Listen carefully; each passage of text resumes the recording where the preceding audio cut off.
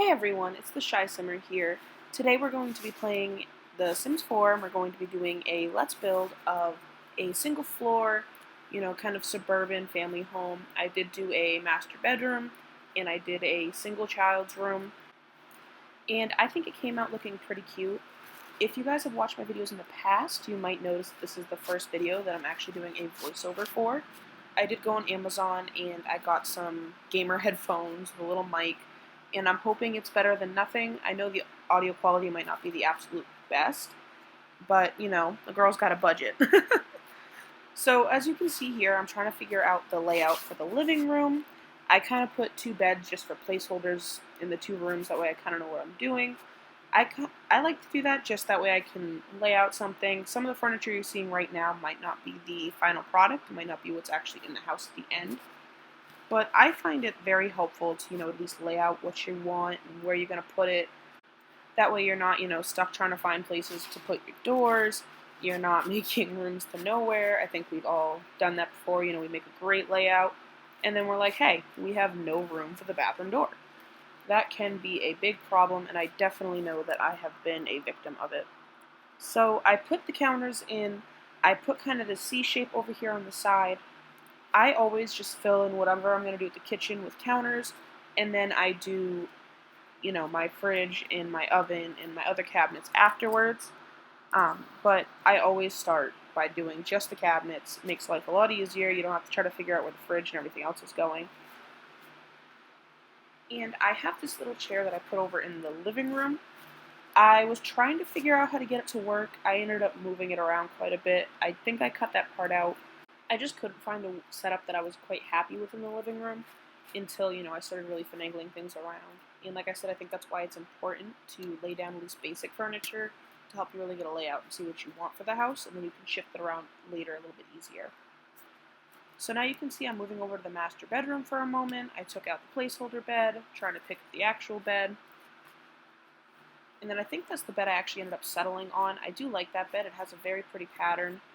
I figured that I needed to extend the master bedroom just a little bit, so I ended up shortening the kitchen, but you didn't really need that huge of a kitchen in a house that's only 97 tiles wide, you know what I mean? And with that, I put this little bathroom up in the corner.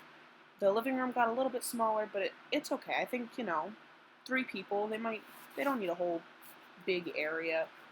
I like the way that this layout ends up being. And right now I'm going to work on the bathroom. If you can't tell by my build style, I tend to hop around a lot. It's one of the things that made me a little bit nervous about a voiceover, so hopefully this one doesn't sound too rough.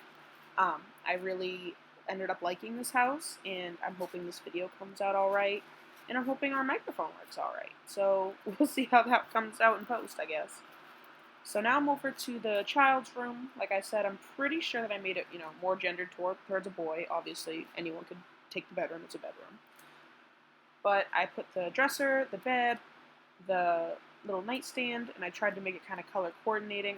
I always like to do that in my bedrooms. I've never been one, stray away from the bold colors. I still like doing pink for a girl's room and blue for a boy's room, and that's just because that's how I like to style it. Obviously, if someone wants to change it, it's completely fine. I don't always do it, but that's just what I tend to do in my own personal builds. So now I'm back over to the master bedroom, putting in the nightstands, rearranging the bed, and adding in this dresser that I found. I don't know why I've never used this, but it just has some kind of funky color palettes, so I thought it might still work in that room. That circle rug I tried to put down, it's one of my favorite rugs because it's a circle. It can be a little difficult to use in these smaller spaces. So I followed it by my second favorite rug, the Tiny Living yellow and blue scheme. I really love those colors together. You'll probably see them in more of my builds if you follow. I really love the blue and the yellow together. I don't know what it is. I just love that color combination. And I actually discovered this rug in this build. You'll see it in another one of my builds. I'm renovating one of the apartments, but I don't know why I never looked into that rug. The rugs and a couple of the other items that kind of hide behind, that first color palette or that first swatch, whatever you want to call it, some of those are really hidden gems. Like this rug, when I pulled out that pattern, I thought it was so pretty, and I never would have known it. It just shows this black and white kind of angled rug in the beginning. I really need to take more time to, look through all the swatches of these items.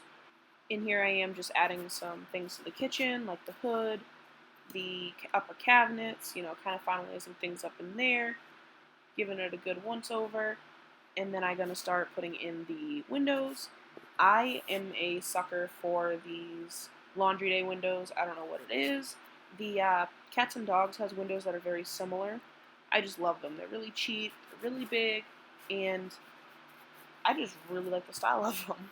I am from New England, so a lot of the houses you see up here might have these big paned windows, so I guess it might just be what I'm used to seeing. I don't know if that's much of an excuse, but I just love those windows. I'm not sure how far personal style goes because before it just comes, repeating yourself, but there are a couple items in The Sims I really like to use. Those windows are one of them. I like that rug, like I said, and there's a couple lighting fixtures I like to use in a lot of my houses. I think that they're really cute, and I don't know, I guess they just fit my style. So here I am doing the roofing. I have never been great at roofing. I see some other simmers, doing these roofs all up. They have like 100,000 pieces to them. I can't figure it out like that. That's something I'm going to have to work on and something I'm going to have to, research a little bit. But I do try my best. I try my darndest to make the roofs look alright. So I kind of gave it this little bit of an overlap because I wanted these columns to look like it was holding it up, give it, like a little, what do they call those? It's not a patio. Doorway, dooryard, however you want to call it. Either way, I wanted this nice little entryway for it. I thought it looked really nice. And then I'm going on to siding. I do tend to pick, the general siding with the little covers on the corners. I think it's just what you see in a lot of suburban houses, and that's what I'm used to seeing where I live. And, I just really like the look of most suburban houses versus, some of the more really blank and modern ones where they have things kind of sticking out everywhere. That's just not really my go-to. It's not what I enjoy. This is one of those lights that I was talking about. That long light, the runway light from Cats and Dogs, I believe it is. I love that light. I use it in like all of my builds. This dark blue paint I use in quite a few of them too. I just think it really brings it together. Like I said, I do a lot of those blue and yellow schemes, and so dark blue walls kind of fit into those sometimes. And I wanted to go for kind of like a slightly more vintage vibe, so I went with the black and white marbling in the kitchen, some tile in the bathroom, the darker walls, and I really liked the idea of doing this subway tile type backsplash. I think it looks really nice. I wanted to do the black one, but I felt like it was just a little too dark, which kind of sucks. I'm always trying to find a way to get that black subway tile in a black splash or something, and I just can't get it. It's always too dark, it never looks right, and it's not the idea that I want when I see it in my head. And I thought these people might be a slight bit more bougie, so I went ahead and I put a little Roomba, adding a little bit of clutter in the kitchen, a couple spatulas, paper towels, all those filler items. And of course you have to add the fruit bowl, as always. I think James Turner's the one that always adds the fruit bowl and always comments on it. I like his videos a lot.